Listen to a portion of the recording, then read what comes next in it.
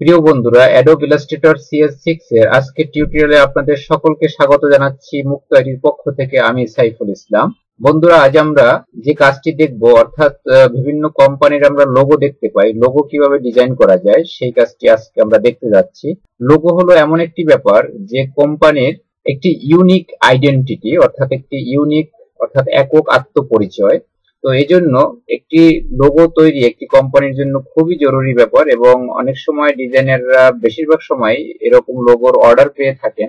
তো সেই লোগো কিভাবে তৈরি করা যায় আজ আমরা খুব সহজেই দেখব। তো এক্ষেত্রে আমরা যে কাজটি করব, যেহেতু প্রাথমিকভাবে এক্ষেত্রে সেন্স ডেভেলপমেন্টের ব্যাপার রয়েছে, এজন্য আমরা মার্কেটে বা প্রচলিত অবস্থায় যে বিভিন্ন কোম্পানির লোগো দেখতে পাই তার মধ্যে যেগুলো বেশি জনপ্রিয় সেই লোগোগুলোর দিকে আমরা খেয়াল করে সেগুলো ডিজাইন করতে শিখবো।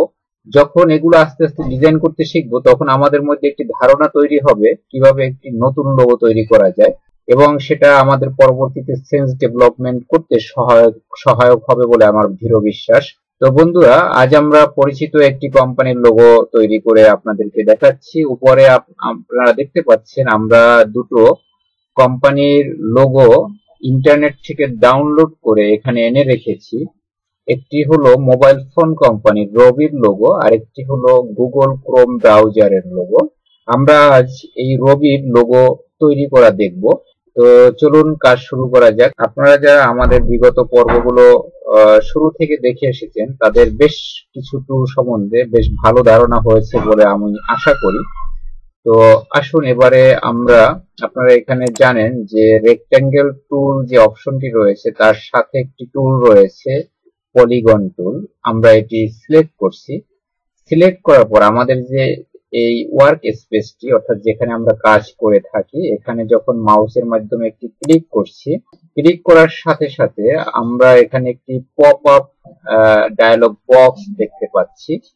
এই পপ আপ বক্সটিতে মান নির্ধারণ করে দিব, অর্থাৎ আমরা কোন সাইজের পলিগন টুলটি চাই এবং তার সাইড কয়টি হবে। তো আমরা এখানে 4 ইঞ্চি নির্ধারণ করে দিচ্ছি, আর এখানে 6টি সাইড হবে। এবারে আমরা ওকে ক্লিক করছি। দেখুন আমাদের একটি পলিগন আপনারা অলরেডি দেখতে পাচ্ছেন। এই পলিগনটি আমরা সিলেক্ট করা অবস্থায় এই কর্নারে মাউসের পয়েন্ট নিয়ে যাওয়ার সাথে সাথে আপনারা একটি অ্যারোর মতো দেখতে পাচ্ছেন চিহ্ন। এখান থেকে ধরে আমরা এটিকে রোটেট করে দিব, একটু ঘুরিয়ে দিচ্ছি, অর্থাৎ এই পয়েন্টগুলো উপরে নিচে সোজাসুজি তৈরি করে দিলাম। এরপরে আমরা যে কাজটি করব, এই পলিগনটির সেন্টার পয়েন্ট নির্ধারণ করব। আপনাদের মনে আছে সেন্টার পয়েন্ট নির্ধারণ করার জন্য আমরা রুলার ব্যবহার করে থাকি। আপনাদের সফটওয়্যারে শুরুতে এরকম রুলার না থেকে থাকে, আপনারা এখানে ভিউ মোডে গিয়ে এখানে দেখুন রুলার, এখানে আমরা শো রুলার আমরা দিয়ে দিব।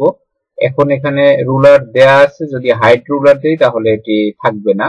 দেখুন এটি আর দেখা যাচ্ছে না রুলারটি। তো আমরা ভিউতে গিয়ে রুলার, এখানে শো রুলার দিয়ে দেব। দেখুন আমাদের একটি রুলার তৈরি হয়েছে। এবারে এখান থেকে আমরা গাইডলাইন নিতে পারি এটার সেন্টার পয়েন্ট নির্ধারণ করার জন্য, অর্থাৎ এখান থেকে মাউস ধরে একটি রুলার এরকম টেনে নিয়ে আসলে পরে সেটা ছেড়ে দিলে, সে যেখানে ছেড়ে দিব সেখানে সে স্থাপিত হবে বা থেকে যাবে। তো আমাদের আপাতত রুলারের দরকার নেই, আমরা এই রুলারটি সিলেক্ট করে ব্যাক স্পেস দিয়ে মুছে দিচ্ছি। তো আমাদের এই বস্তুটি সিলেক্ট থাকা অবস্থায় আমরা এই পয়েন্ট থেকে এই পয়েন্টে একটি রেখা টানবো। তো রেখা টানার যে পদ্ধতি রয়েছে সেটা আপনারা এখন দেখতে পাবেন। আমরা এখান থেকে লাইন সিগমেন্ট টুলটি রয়েছে এটি সিলেক্ট করছি। সিলেক্ট করে আমরা দেখতে পাচ্ছেন আমাদেরকে একটি গাইড সহায়তা করছে, অর্থাৎ এখান থেকে ধরে আমি মাউসের মাধ্যমে ক্লিক করে ধরে ড্র্যাগ করে নিচের দিকে সোজাসুজি নিয়ে আসছি। নিয়ে আসা অবস্থায় আমি শিফট ক্লিক করলে এই রেখাটি সোজা হবে। আমাদের একটি রেখা আমরা পেয়ে গেলাম। আমরা এবারে যে কাজটি করব, আমাদের এখানে দুটো অবজেক্ট রয়েছে, অর্থাৎ দুইটি অবজেক্টের সেন্টার পয়েন্ট যাতে সমান থাকে এজন্য আমরা দুটো অবজেক্টকে একসাথে সিলেক্ট করছি। সিলেক্ট করে আপনারা এখানে উপরে খেয়াল করেছেন অ্যালাইন রয়েছে, আমরা অ্যালাইনে ক্লিক করে আমরা এখানে হরাইজন্টালি সেন্টার করে দিচ্ছি। এবারে আমরা এখানে ভার্টিক্যালি সেন্টার করে দিচ্ছি, অর্থাৎ আমাদের এই দুটো অবজেক্টের এখন সেন্টার পয়েন্ট সমানভাবে অবস্থান করছে। এবারে আমরা যে কাজটি করতে পারি, আমরা এখান থেকে একটি রুলার নিতে পারি, নিয়ে এখানে যে পয়েন্টগুলো দেখেছেন আপনারা, আমরা এটি এখানে একটি সেন্টার পয়েন্টে এই রুলারটি রাখবো। অর্থাৎ আমাদের এখন এই বস্তুটির একটি সেন্টার পয়েন্ট তৈরি হয়েছে, আপনারা নিশ্চয়ই খেয়াল করেছেন। আমরা এবারে যে কাজটি করব, আমরা এই রেখাটি সিলেক্ট থাকা অবস্থায়, পাথটি সিলেক্ট থাকা অবস্থায় আমরা এটিকে রোটেট করব। রোটেট করার জন্য এখানে রোটেট টুল রয়েছে, আপনারা খেয়াল করেছেন। আমরা এটি ক্লিক করছি, ক্লিক করে আমরা এখানে রোটেট পয়েন্ট সেট করব, অর্থাৎ ঠিক মিড পয়েন্টে, অর্থাৎ কেন্দ্রে এটি সেট করব। যখন মাউস পয়েন্ট নিয়ে কেন্দ্রে সেট করতে যাব, তখন অল্টার, কিবোর্ডের অল্টার প্রেস করে ধরে একটি ক্লিক করব। ক্লিক করার পরে আমরা এখান থেকে সুনির্দিষ্ট মাপ বসিয়ে দিব, অর্থাৎ আমাদের, আপনারা জানেন এই একটি বস্তুর চারদিকে 360 ডিগ্রি থাকে, সেটিকে আমরা এখানে ভাগ করে দিব। আমরা এখানে 6টি ভাগ করতে পারি। 360 ডিগ্রি বাই 6 আমরা এখানে কপি করছি, দেখতে পাচ্ছেন একটি কপি হয়ে গেল। এবারে এই রেখাটি পরবর্তী এখানে আসার জন্য যে কাজটি, অর্থাৎ রিপিট করার জন্য যে কাজটি, আপনারা সেটা জানেন, কন্ট্রোল ডি প্রেস করব। দেখতে পাচ্ছেন কন্ট্রোল ডি প্রেস করার সাথে সাথে রেখাটি এখানে চলে আসলো। এবারে আমাদের এই রুলারটি আর দরকার পড়বে না, এই জন্য আমরা রুলারটি তুলে দিব। এই জন্য আমরা রুলারটিকে সিলেক্ট করব, সিলেক্ট করে আমরা ব্যাক স্পেস দিয়ে, কিবোর্ডের ব্যাক স্পেস দিয়ে এটিকে ডিলিট করে দিব।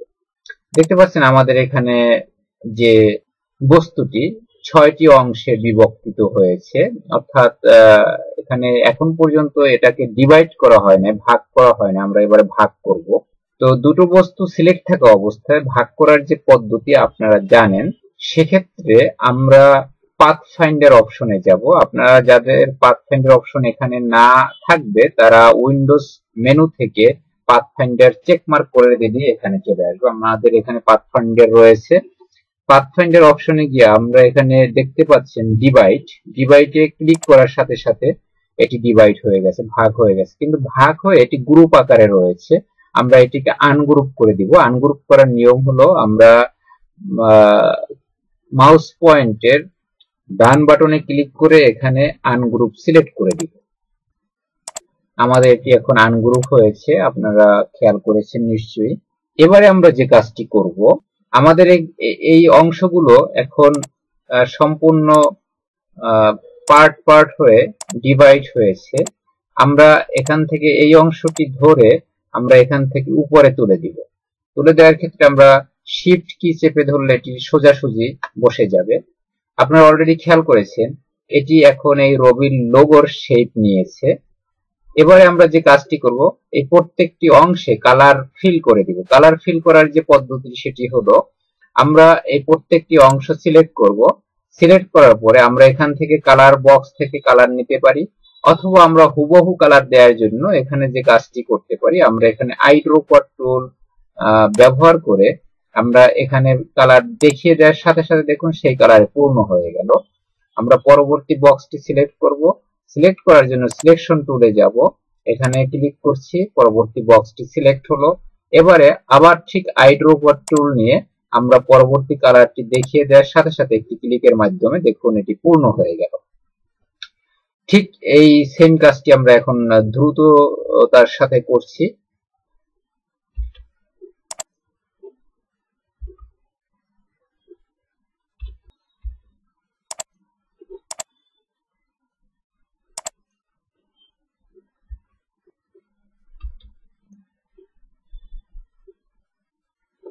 আপনারা নিশ্চয়ই খেয়াল করেছেন আমাদের হুবহু একটি রবির লোগো আমরা খুব সহজেই তৈরি করতে সক্ষম হলাম। এবারে আপনারা এখানে টেক্সট লিখতে পারবেন, এই টাইপ টুলের মাধ্যমে আপনারা এখানে টেক্সট লিখে দিতে পারবেন। বন্ধুরা, আজ আমরা রবির লোগোটি খুব সহজেই তৈরি করতে সক্ষম হলাম, আপনারা নিশ্চয়ই দেখলেন।